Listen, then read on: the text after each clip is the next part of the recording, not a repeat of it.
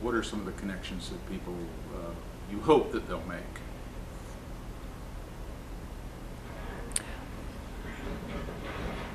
All of the characters are dealing with the events of their day in very personal, very unique perspective ways, and trying to make sense of it. They're being influenced by not only the events taking place, but by the media in their area, because we're looking at two different communities, a northern community and a southern community, and different perspectives that are part of what they're receiving in order to form their own views. And that's what happens today, in many ways, with many of the same sort of issues about equality and who should be at the table and who decides, what happens to individuals. It's all informed by where you're coming from, what you're reading, who you're listening to, what your environment is, as to what your perspective on that is going to be. So that's one of the connections. The connections of race, obviously. The Civil War is with the 13th Amendment and full emancipation across the land, 14th Amendment and 15th Amendment with equal treatment under the law and suffrage or voting rights for African American men. It looks like advances are finally being made, and then resistance starts pushing the door closed. You go from having African American congressmen, senators, local office holders, and gradually that begins to be taken away. And I think that connection is obvious in our modern day political climate across the country. What is this thing? What are people going to see when they come to the Hippodrome and engage with this? Well, very simply defined, it's taking highlights or excerpts from the book, The Thin Light of Freedom, and bringing them to life on stage by either just giving human voice to them, because there is just some straightforward reading from passages in the book, or through dramatizing some of the primary sources that are found in the book, by giving you a person to look at and to relate to and to make the words come alive. So we're hoping that it will inspire people to read the book. Why is this important? It's important because it's important for people to appreciate that history is about human experience, and so it's about them. It's not about distant events or people that weren't at all like them or had experiences unlike them. They did have experiences unlike them perhaps, but they were human experiences. And that doesn't change across time or across place. We may speak different languages, grow up in different cultures, but the experience of being human, of being often guided by our emotions and by our own internal dialogue and thoughts, are what make us who we are. And if you can see that in someone else, rather in a primary source document, reading a diary, reading a letter, or seeing that character portrayed on the stage, it helps you better understand your own place in history. In the presentation, was there a particular voice or comment that really struck you in a kind of an emotional way or otherwise? I think that there are lots of places where that happens, but in looking at how important it is to teach history through these connections, I'm reminded of Rachel Cormany, who was in Chambersburg when the Confederate Army comes and occupies it for a time. And she talks of speaking with one of the soldiers, and he's telling her that Stonewall Jackson is a Christian man, or was a Christian man, and she can't believe it. And making that connection for her, that here's something that's important in her life, and she hears that her enemy is also Christian, and you can hear in her writing that she's starting to think, how can this be? She says, after the girls had sung for the soldiers, they then thanked the girls very much and left. They acted real nicely, not at all like you'd expect your enemy to act. Why, one of them told me that Stonewall Jackson himself was a Christian, and he meant it, honestly and earnestly, though I cannot see how a rebel could be a sincere Christian.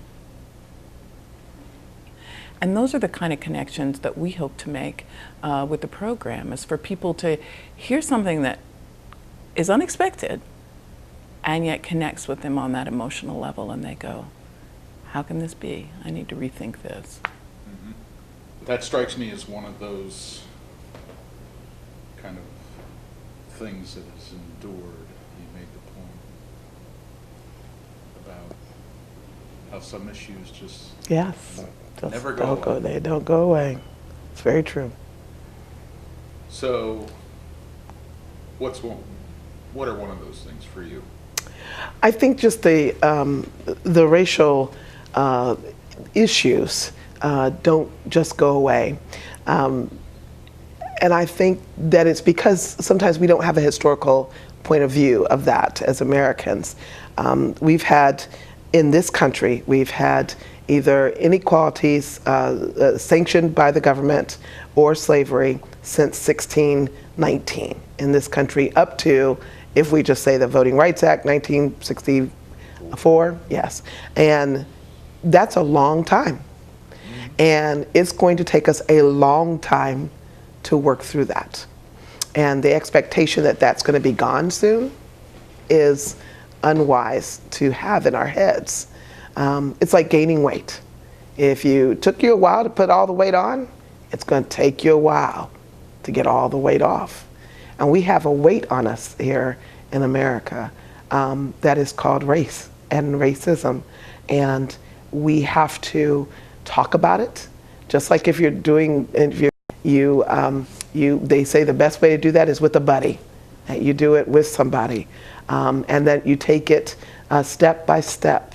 And it doesn't happen all at one time. And America has to do that.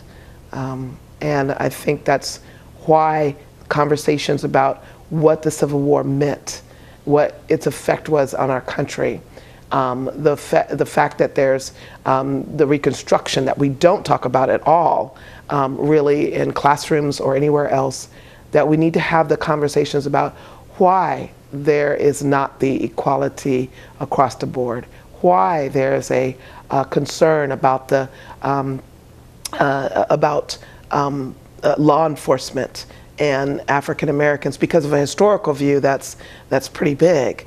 Why these things are still happening in our country, but that requires a conversation, and I believe that conversation can happen best when we are able to look at history through the eyes of the people that were there, and then begin to have a conversation. Mm-hmm.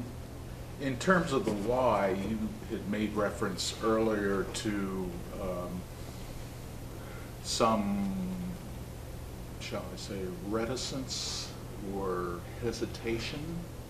Well, it was presented that just as in the 1800s, Thomas Jefferson talked about holding the wolf by the ears, that we could neither afford to let it go nor could we afford to hold on. And I think that is still around today, except I do believe we need to hold on to the wolf's ears, and we need to deal with the wolf. We need to decide whether we're going to tame it, or we're going to have to decide whether we're going to allow it to devour us. But we have to make a decision, and that's important. Our country has to make some decisions, and those will not be easy. Taming a wolf is not an easy thing to do, and every now and then, even when we think it's tamed, it can rise back up. So how does this history, these stories, how does it transcend our situation? I think it's bigger than just an American story. The American Civil War is what our country went through, but it certainly is what many countries have gone through before. And today, even, we have countries that are going through a civil war. Syria is going through a civil war. Nigeria has been through civil wars. Rwanda has been through civil wars. Countries in the past have been through them, and we have countries now that are in them. But ours is so far away from where we are right now that we think of ourselves as well, we're done with those issues. And we don't realize that the same issues that were going on in our Civil War are going on presently and currently in the Civil War today. You made a point to say that the Civil War in America touched everybody. You could not get away from it. It touched everybody. Even if you wanted to get away, you moved away from it. But that still that still touched you because you had to uproot your people and go somewhere. That's still happening today. And there are civil wars that are happening today. We need to recognize that it affects everyone who is there. And in that affecting everyone, we should take a look of, well, it's happened here and we've still working through the repercussions of that.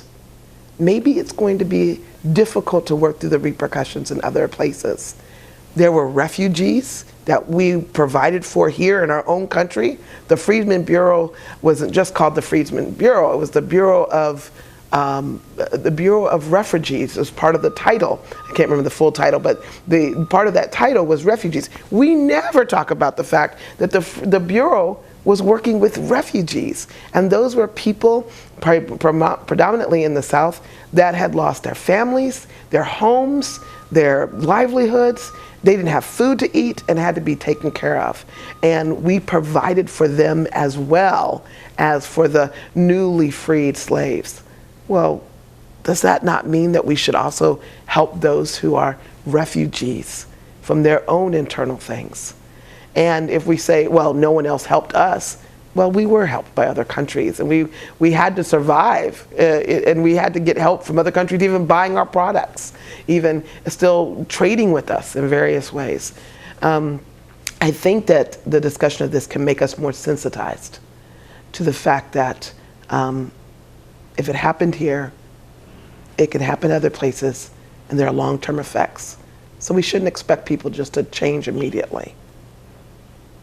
The thin light of freedom is profound. And I don't remember where I began with that. But I think that when I first think of the thin light of freedom, I think that we're still in a place where the thin light of freedom, that there is still just a thin light of freedom even today. But my colleague, Abigail Schuman, referred to it as a beacon. And I think that's so profound because it truly is a beacon, because there was freedom given at one point. That freedom, that desire to be completely equal has continued throughout history, through civil rights movements, through women's rights movements, through human rights movements. Every segment of our country has desired to be equal and has desired to have that freedom given to them. But I think that it's still a thin light of freedom today, because there's always freedoms being taken and given, and we're not at a place that we have given everybody the equality that there is. We know that through wealth inequality, we know that for education inequalities, we know that through the way that we determine someone is equal by whether they speak the language or don't speak the language, where are you from, is that legitimate? Those kind of things are still going on today. And I think that when I see that, I think that we're still at that thin light of freedom. And I still think we have a lot of work to do there. Is there a particular voice in this that really touched you in emotionally, or really said something to you personally?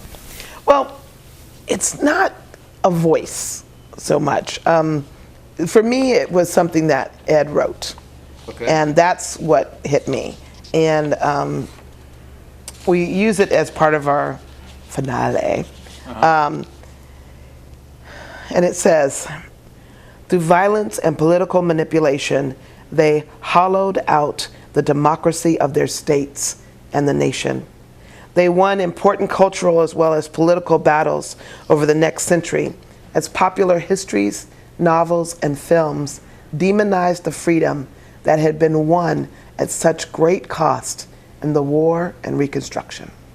And that just hits me, that concept that democracy was hollowed out, that it was emptied, that it was made unfilled, and that people use violence and political manipulation to make that happen. And I think that sits with me because I think that people still try to do that today, to hollow out the freedoms that people have today through violence and through the laws that are passed, through cultural decisions that we're not going to pay attention to one area because that's just always the way we've done it. And there are many things that we've done in our country that we haven't always done it that way. And when we decide that this is the way it's always been without seeing the history, then we are manipulating history to make it look good for us. And that hollows out our democracy. And those lines just mean a lot to me. And I think that we need to take a look at ourselves and say, are we really still following the Constitution? Are we really trying to make democracy work? And we're not just a democratic, we're a republic. And we have to think about those when we decide who we are going to be as a country. So that's what it means.